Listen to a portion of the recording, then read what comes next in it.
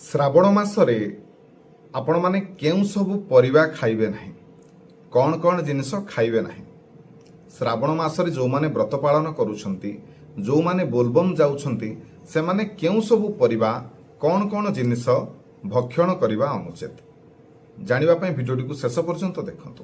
ନମସ୍କାର, ମୁଁ ମନୋଜ ଦାସ, ସ୍ୱାଗତ ଆପଣମାନଙ୍କୁ ଆଜିକାର ଏହି ଭିଡ଼ିଓରେ। ଶ୍ରାବଣ ମାସରେ ଆମେ ବୋଲବମ୍ କରନ୍ତି, ମହାଦେବଙ୍କୁ ଖୁସି କରିବା ପାଇଁ ତାଙ୍କୁ ନେଇକି ଜଳ ଅର୍ପଣ କରନ୍ତି, ବୋଲବମ୍ କରନ୍ତି।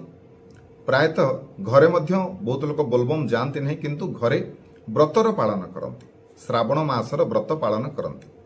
ଏପରିକି ଏମିତି ବହୁତ ଜଣ ବି ଅଛନ୍ତି ଯେଉଁମାନେ ବାରମାସୀ ସୋମବାର ବ୍ରତ କରୁଛନ୍ତି, କିଛି ଆଜୀବନ ସୋମବାର ବ୍ରତ କରୁଛନ୍ତି ଏବଂ 16 ସୋମବାରର ବ୍ରତ କରୁଛନ୍ତି। ତେଣୁ ସୋମବାର ଦିନ ଏଇସବୁ ଖାଦ୍ୟ ଗୁଡ଼ିକ ଆପଣମାନେ ଖାଇବା କଥା ନୁହଁ। ତ ପ୍ରଥମରେ ବହୁତ ଜଣ କମେଣ୍ଟ କରିକି ପଚାରନ୍ତି ଯେ ସୋମବାର ବ୍ରତ କରୁଛୁ ଆମେ, କିମ୍ବା 16 ସୋମବାର ବି ବ୍ରତ ହଉ, କେମିତି କରିବେ, କ'ଣ ଖାଇବା କଥା। ପ୍ରଥମେ ଗୋଟେ କଥା ଜାଣି ରଖନ୍ତୁ, ଯେଉଁମାନେ ବି ସୋମବାର ବ୍ରତ କରୁଛନ୍ତି ଆପଣମାନେ ସିଧା କଥା ହେଉଛି ରାତିରେ ଉପବାସ କରିବେ, ରାତିରେ ଅନ୍ନ ଗ୍ରହଣ କରିବେ ନାହିଁ।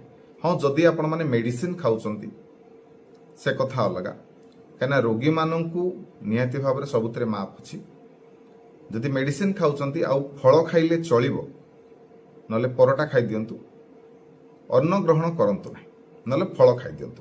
ଆଉ ଯେଉଁମାନେ ଭୋକ ସମ୍ଭାଳି ପାରିବେ ନାହିଁ, କହିବେ ଆମେ କରିପାରିବୁନି, ତାହେଲେ ଆପଣମାନେ ଅନ୍ନ ଗ୍ରହଣ ନ କରି ସୁଜି କରିକି ଆପଣମାନେ ଖାଇପାରିବେ, ସିମେଇ କରିକି ଖାଇପାରିବେ, ନହେଲେ ଆପଣମାନେ ଫଳ ଖାଇପାରିବେ। ସବୁଠୁ ବଢ଼ିଆ ହେବ ଫଳ ଆହାର କରନ୍ତୁ। ତ ଦିନରେ କ'ଣ କରିବେ ନା, ମହାଦେବଙ୍କ ଦର୍ଶନ ପରେ, ମହାଦେବଙ୍କୁ ପୂଜା କରିସାରିବା ପରେ ବେଲପତ୍ରକୁ ଆପଣମାନେ ଖାଇବେ, ପାଦୁକକୁ ଶରୀରରେ ଲଗେଇବେ।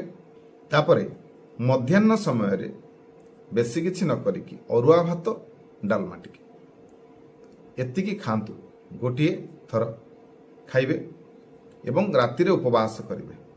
ସକାଳେ ସାଧା ଭାବରେ କିଛି ଫଳ ଆପଣ ଭକ୍ଷଣ କରିନିଅନ୍ତୁ। ଅତି ସାଧାରଣରେ ଆପଣମାନେ କିଛି ଫଳ ଖାଇଦିଅନ୍ତୁ ଏବଂ ରାତିରେ ବି ସେ ଫଳ ଆହାର କରନ୍ତୁ।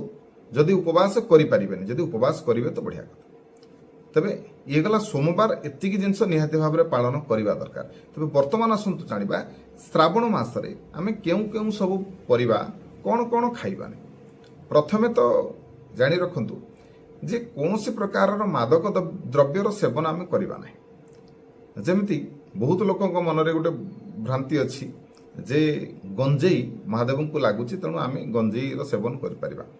ଦେଖନ୍ତୁ, ମହାଦେବ ସେଟା ଔଷଧ ଆକାରରେ ଗ୍ରହଣ କରିଥିଲେ, ତାଙ୍କୁ ସେଥିପାଇଁ ଅର୍ପଣ କରାଯାଏ।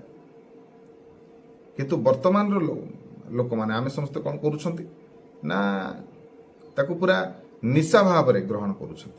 ଗଞ୍ଜେଇ ଟାଣୁଥିବେ ବସି, ପୁରା ନିଶା ହେଇକି ପୁରା ପଡ଼ିଥିବେ ଏବଂ ମଦ୍ୟପାନ ବି କରୁଛନ୍ତି। ଏସବୁଠାରୁ ପ୍ରଥମେ ତ ଆପଣମାନେ ଦୂରେଇ ରହିବେ। ତାପରେ ରହିଲା ପରିବା କ'ଣ ଖାଇବେନି, ବେଲ ଖାଇବେନି, ପଣସ ଖାଇବେନି। ଏ ଦୁଇଟା ଜିନିଷ ପ୍ରଥମେ ଖାଇବେ ନାହିଁ। ଶାଗ ଜାତୀୟ କୌଣସି ବି ଶାଗ ଆପଣମାନେ ଖାଆନ୍ତୁ ନାହିଁ, କାହିଁକିନା ସେଥିରେ ସବୁ ଛୋଟ ଛୋଟ କୀଟ ସବୁ ଲାଗିଥିବେ, ଆପଣ ଜାଣି ବି ପାରିବେନି। ତେଣୁ ତାକୁ ରାନ୍ଧିବେ, ଭାଜିବେ ଆଉ ତାକୁ ଖାଇଦେବେ, ଖାଇବେ ନାହିଁ। ଫୁଲକୋବି, ବନ୍ଧାକୋବି ଖାଇବେନି ଏ ସମୟରେ। ବନ୍ଧାକୋବିରେ ତ ନିହାତି ଭାବରେ ପୋକ ସବୁ ଥାନ୍ତି, ଫୁଲକୋବିରେ ବି ଦେଖିଥିବେ ସବୁ ପୋକ ହେଇଥିବ ବର୍ଷା ଦିନ ସମୟ, ତେଣୁ ତାକୁ ଖାଇବେ ନାହିଁ। ବାଇଗଣ ମଧ୍ୟ ଖାଇବେ ନାହିଁ। ସେହିପରି ମୂଳା ଆପଣମାନେ ଖାଇବେନି, କ୍ଷୀର ଖାଇବେନି, ଦହି ଖାଇବେନି, ମାଛ, ମାଂସ, ଅଣ୍ଡା ଏସବୁ ଖାଇବେ ନାହିଁ, ପୋଇ ଖାଇବେ ନାହିଁ। ଏସବୁ ଜିନିଷ ଜମା ବି ଆପଣମାନେ ଖାଇବେ ନାହିଁ। ସେହିପରି ଆଉ କେତୋଟି ଜିନିଷ ଅଛି କ'ଣ ନା, ବେଶୀ ମିଠା ଖାଇବେନି, ପିତା ଖାଇବେନି, କଷା ଖାଇବେନି, ଏସବୁ ଜିନିଷ ମଧ୍ୟ ଖାଇବେ ନାହିଁ। ତେବେ ଏସବୁ ଜିନିଷ ନିହାତି ଭାବରେ ଆପଣମାନେ ମାନିବେ ଏଇ ଯେଉଁ ଶ୍ରାବଣ ମାସରେ। ସେହିପରି ଗୋଟେ ଜିନିଷର ଧ୍ୟାନ ରଖିବେ, ଆପଣ ସିନା ରାତିରେ ଆମେ ସୋମବାର ଦିନ ଅନ୍ନ ଖାଇବେନି, ମୁଁ ମୂଳରୁ କହିଲି। ରାତିରେ ସିନା ଦେଖନ୍ତୁ, ରାତିରେ ସିନା ଆପଣ ଅନ୍ନ ଖାଇବେନି, କିନ୍ତୁ ଆପଣ ଯେତିକି ଖାଇଥାନ୍ତେ, ଧରନ୍ତୁ ଆପଣ ରାତିରେ ରୁଟି ଖାଉଛନ୍ତି, କିଛି ରୁଟି ତିଆରି କରନ୍ତୁ, 3-4ଟି ରୁଟି ମାଆଙ୍କୁ କହିବେ ବା ନିଜେ ତିଆରି କରନ୍ତୁ, ଗାଈକୁ ଦେଇଦିଅନ୍ତୁ, କୁକୁରକୁ ଖାଇବା ପାଇଁ ଦେଇଦିଅନ୍ତୁ, ଦାନ କରନ୍ତୁ, ଅନ୍ନଦାନ କରନ୍ତୁ।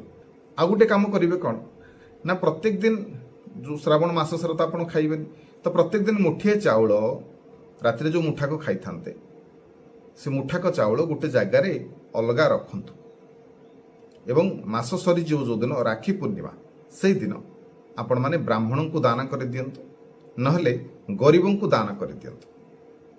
ଦେଖିବେ ଆପଣଙ୍କର ନିଶ୍ଚିନ୍ତ ଭାବରେ ଅନେକ ପ୍ରକାରରେ ମଙ୍ଗଳ ହେବ। ଖାସ୍ କରି ଯେଉଁ ଜିନିଷ ପାଇଁ ଆପଣ ଚାହୁଁଛନ୍ତି, ଯାହା ଆପଣଙ୍କର ମନୋକାମନା ଅଛି, ତାହା ମଧ୍ୟ ପୂର୍ଣ୍ଣ ହୋଇଯିବ।